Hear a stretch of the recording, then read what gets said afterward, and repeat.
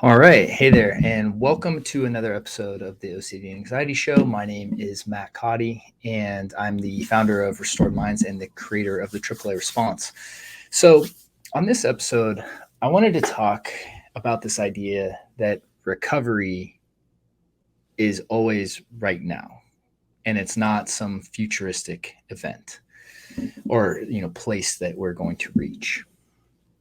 And so, for real quick, for those of you that are looking for, before we dive in, for that are looking for help, looking for assistance, and if you're struggling with OCD and anxiety, be sure to check out the resources down in the notes. I have a free guide that you can start with that really breaks down the AAA response and understanding the loop of OCD and anxiety, as well as a 2-day workshop that I ran earlier this month, actually. And we got some great feedback for it. So we have the link where you can actually access the replay. So let's go ahead and dive into the episode, though. So recovery is now. What do I mean by that? Well, this whole episode is actually inspired by a quote. I'm going to read it real quick. And so it's by a woman named Marianne Williamson. And it says, ego says, once everything falls into place, all feel peace. But spirit says, find your peace, then everything will fall into place. And just got, the quote kind of got me thinking. I know some random social media quote or, but I mean, it got me thinking of this idea that in recovery, what happens a lot of times with OCD and anxiety is that you get so caught up in the emotional experience that we start to place and create beliefs that once I achieve recovery, or once I stop feeling anxiety, once I get rid of these thoughts, once I calm down my panic attacks, once I feel okay inside, then I will go and do the things I want to do with my life. Whether that's I want to get into a relationship, I want to get married, I want to have kids, I want to start a business, I want to travel to Europe, or I want to travel to wherever.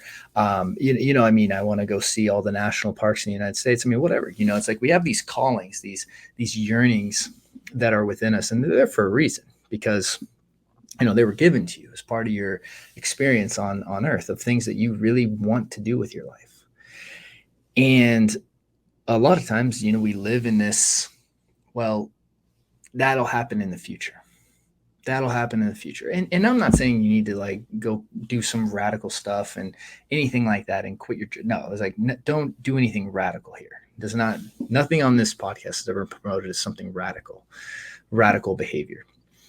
But it's the idea that we do the same thing though with recovery. It's like we sit there and we say, when I recover, right? And we see our recovery as this futuristic event. That was like one of the biggest mistakes that I think I made on my journey is I really thought that there was this futuristic place where recovery existed and I was just here. And once I got there, then and only then was everything going to kind of fall into place. Was I going to be able to do the things I wanted to do? Was I going to be able to go travel and, all that stuff? And the paradox is that when you choose to pursue that stuff, the stuff that you really want to do with your life, the stuff that fear is holding you back from, that's what actually takes you to recovery, which is why recovery is always right now. It's always right now. Recovery is a choice. It's not a destination, And what do I mean by that? Well, man, I can't just make myself not feel anxious. I can't just stop the thoughts in my head. So explain that. Okay. Well, when we think that the goal is to be symptom free first, and then pursue the things that we really want to pursue in our life, what happens is we give powers to the symptoms, and then therefore they control our life. We give our power away. What do I mean? Well, if you have the narrative in your mind that I'm not allowed to have intrusive thoughts, or I'm not allowed to have panic attacks or anxiety, or if I'm not allowed to feel the physical sensations of anxiety, feel sweaty, feel overwhelmed, lightheaded, any kind of discomfort in my body, and if I need to get rid of that first before I can live the kind of life I want to live, well, then what's going to happen is you're always going to be on high alert whenever any of that is present, which is paradoxically going to make you find it more in your body, in your mind, and then paradoxically going to make you, again, put your life on hold to get rid of that. And as we know, trying to get rid of anxiety, trying to get rid of thoughts is an ineffective strategy. But when you begin to say, no, you know what, like, I'm still going to live my life on my terms, and what I want to do with my life, I'm going to pursue that. Now, if anxiety shows up or intrusive thoughts show up while I'm in pursuit of that, so be it. I'm not going to engage in the compulsions, right? And all the stuff that's going to reinforce it. But that is recovery right there. You chose recovery. Now, whether the symptoms showed up or not is irrelevant. You chose to live life on your terms. You chose to live life according to your value structure. And by doing that and putting that as the priority, you stop focusing on the symptoms that you don't particularly like. And again, you treat them appropriately when they come up. They're just, temporary guests. Oh, I'm feeling this right now. Okay. I'm not telling you to suppress or repress your feelings. That's not what I'm saying. You navigate the feelings as they come up. If the thoughts come up, you put your tools into place as they pop up, but you are still living your life on your terms today. Most people, they view their recovery as this far off destination in the future. And that is like it's going to produce a ton of hopelessness inside, because once you realize that your recovery is today and today is the only thing that ever exists, there is no such thing as the past and future. It's just this idea of time becomes this thing that works against a lot of people on their journey. Because, we have this idea that, okay, well, there's all this future time and there's all this past time and there's right now.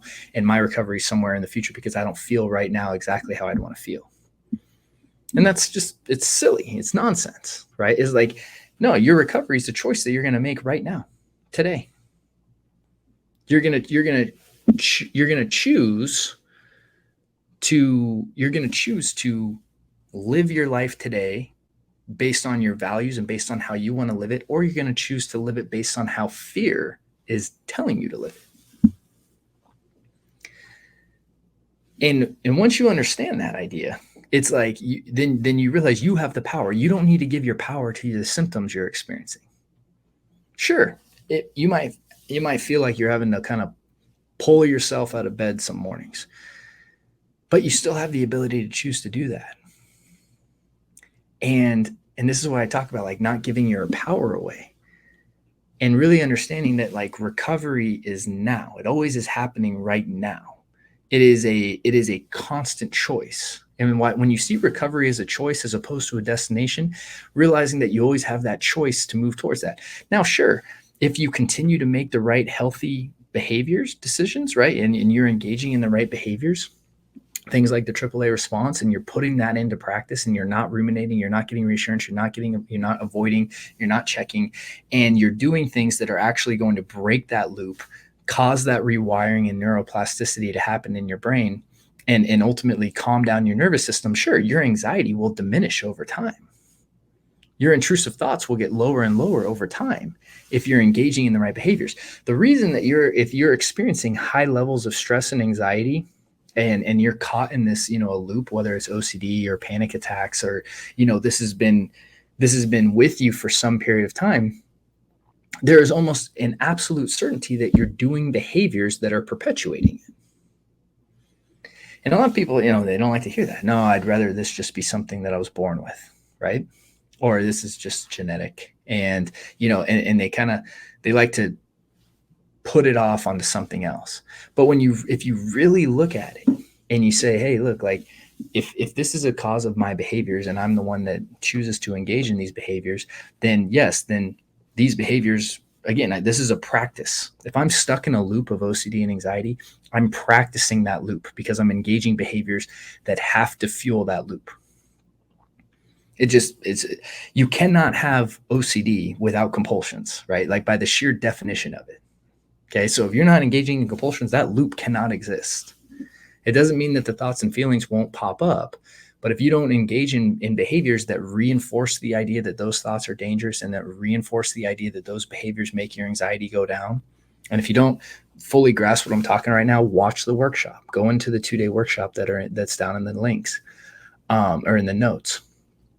But once you understand that, then you begin to understand this idea that recovery is not a futuristic destination that exists someday out there. It's not something that's like, so, and this is why I don't even like the question of like, how long will it take for me to recover? Because, really, it's like we could start that process today. It's a choice. It's not this destination where you have no symptoms and you're just living in this complete blissful nirvana state. That's not what recovery is. Recovery is when you confidently are sitting there and making decisions every day that are in alignment with how you really want to live your life. And that's all you're doing. Whether anxiety is there or not, it's you're indifferent to it, because anxiety is a normal human experience. Whether you have thoughts pop in your head or not, you're indifferent, because that's a normal human experience. See, by making these symptoms, so abnormal, and so if you have this intense resistance to any of the symptomology, meaning like any of the thoughts or any of the feelings, if you are really like, I cannot have these, that is paradoxically you giving power to those, then now you have to try to get rid of them, and now your life gets put on hold. The symptoms only have the power that you give them. And you do have that power. It's so important that you remember that. And so in this episode, the whole idea that I wanted to talk about is this idea that so many of us operate from, and I know I did for a very long time, this idea that one day, or once I have no thoughts, once I get rid of these thoughts, once I, really have certainty on this one issue, then that's when life will be fine.